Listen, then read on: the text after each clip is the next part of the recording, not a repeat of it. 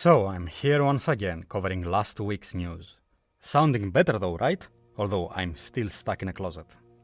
Episodes 5 and 6 and no major filler for once. This is gonna make this easier.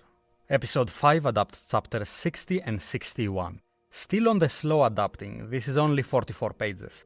We're still on the first volume out of 6 for this arc. And this was a great episode, the pacing didn't bother me. It's a change of scenery and that's exciting, it won't wear out its welcome. Of course, that season 1 ending recap did help a bit. It was quite sizable. Better have recaps than stretching the already existing content, I say.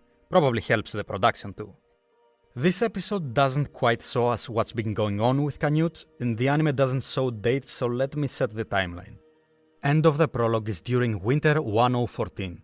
The slave arc starts June 1015, and the first 4 episodes don't progress the timeline, at least not much. The Canute episode is also set during 1015, but the stuff with the poisonings leading to Canute being recognized as King of England go up to 1018. When we return to Einar and Thorfinn next episode, we go back to 1015 with maybe some months time skip.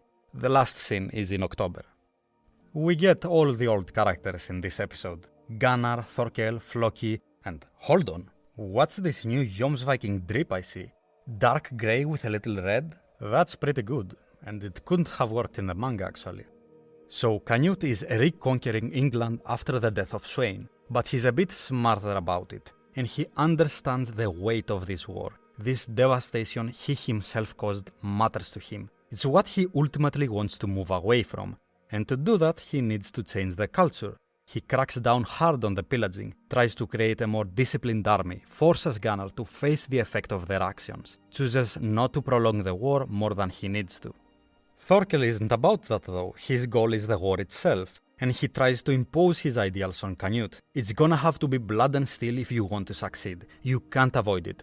So Canute mostly avoids it and Thorkel has to eat his words. What used to take 10 years gets settled in less than 3. Always found the woman's weapon title for poison amusing. Backhanded, dishonorable, cowardly. It has to be branded as such by men, cause if it comes to that, if it's fair game, then the supremacy of physical strength gets threatened. Poison is too scary. You can't control it with armies and swords. Those do nothing but invite it. What does Thorkel become in the face of that? If wars can be won that easily, what value does a single 230cm frame have anymore? Now, Edric of Mercia is an interesting fellow, historically speaking. If I were to describe him in summary, he's a man with a lot of loyalty in him. So much loyalty, in fact, that he was giving it around to everyone. Constant back and forth. Man just couldn't decide which king he was most loyal to. The politics and persuasion here with Canute is pretty self-explanatory and shows how competent Canute has grown, and how he'd rather use war as a threat so a less destructive, far more effective solution can be found. Always found Floki thoroughly enjoying himself in the manga pretty entertaining. Like, don't pick on the poor sap, but also skin him a little. Fucking Floki man, I love him, he's so dull he's fun. Oh, this spread. They adapted this pretty well. I'm happy with this Canute reintroduction. Solid. The poisoning segment also great. The guy from the trailer was actually Edmund, I'm shocked. I was sure it was gonna be Harald. Like, season 1, red hair, feels bad to be wrong. But yeah, this sequence is great. About to end the episode with no real misses, and it leads up to him in the throne, and I get this dread feeling for some reason. Maybe the timing of the music tips me off or something? Sweyn, Ethelred, Edmund, after the unnatural deaths of all his rivals. Oh no, I feel a disturbance. Canute would officially become King of England in 118. Black screen, silence. And... ending, son of a bitch. They cut the fucking line. The single most important line in the chapter. The mic drop. That gives the direction for his arc. Okay, I'm not gonna say what it is yet, cause I'm gonna hold on to hope that they'll do something with it later. For now it's an L for sure. Damn, I imagine if they did just remove it, they read the chapter and thought, this is some extra historical info, it doesn't really fit with the scene, it's irrelevant. Move on to episode 6. Imagine if they reached that part about wealth in this one and they're like, that's a weird tangent, let's just skim through that. Anyway, this episode covers chapters 63, 64 and 65. And finally, an episode that adapts the manga at a good pace, 68 pages. We're maybe past the densest segment of stalling in the season. And the first 2 chapters here, the first half of the episode, is maybe what I would call the slowest point in Farmland, actually, because they only achieve a couple of things. Thorfinn starts getting an appreciation of farming, which is proving to be even more harsh work than expected. Sverkel is half introduced, one more instance of the farmhand's harassment, and the Thorfinn-Einar interactions that we consistently get anyways. And the episode does look kinda rough at these sections. The second half though looks much better and is the real meat of the episode. On the first half I have some minor gripes, with the subs mainly, but also exclusion of some dialogue. Not a big deal, but it felt that it had no flair compared to the manga. When horses are resting is their job. Have you ever seen a horse riding a horse? Use that overgrown body of yours. Dialogue is a bit more than simply functional.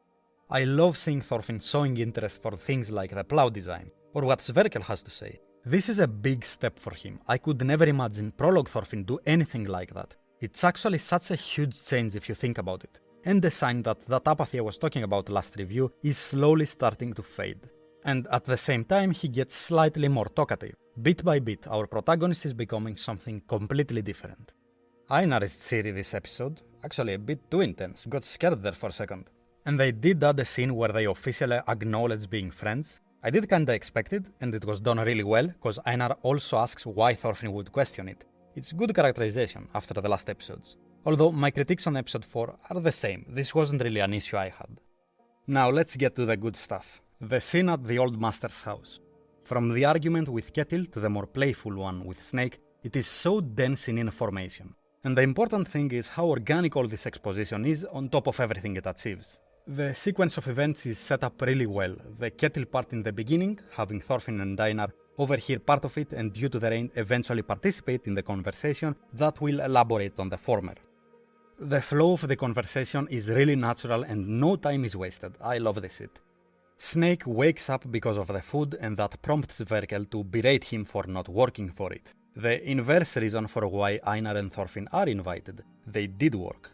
Snake objects the guests catch thieves, but it's also implied the nature of the job isn't really that demanding, and they mostly laze about, especially in the day. The guests have a very good deal going.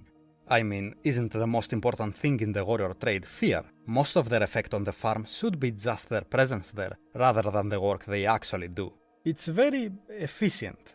Einar questions about the thieves, which prompts Snake and reinvigorates the conversation.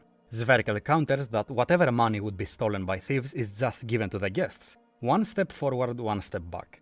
Banter ensues, again when Snake has no counter-argument. Then Snake tries to assert again that he does have value, cause there's actually not enough security for this valuable farm. They'd be no match for a small military force, and he tries to include Thorfinn too. Sverkel doesn't like this topic, but claims that no such thing will happen, cause Ketil pays an exorbitant tribute to Harald twice a year, Canute's brother, who is now King of Denmark, by the way. So Harald is expected to protect the farm. Again, what is being sold here is fear, Harald's influence, cause as it's pointed out, Harald couldn't possibly send soldiers here in time. What both the guests and Harald are selling here is the precedent of consequences. So Snake does have value, but Sverkel fundamentally disagrees with the system that makes him valuable. Ketil makes money, expands the farm with it, and as his wealth grows, it attracts attention. It requires more security if he wants to not lose control. So the farm expands again to make more money, to pay for the security, and now it needs more security. So Ketil has to constantly play catch-up. To what end? This is what Swain is talking about in episode 20, applied to a specific form of power, wealth. And that's a nice panel to adapt. See you next time. Wait, there is also episode 6.5. That was a weird one. I mean, it's not in the manga, but it's pretty cool. It's another dream sequence. Good animation, has that dusk atmosphere. There's not much to say, but that's about it.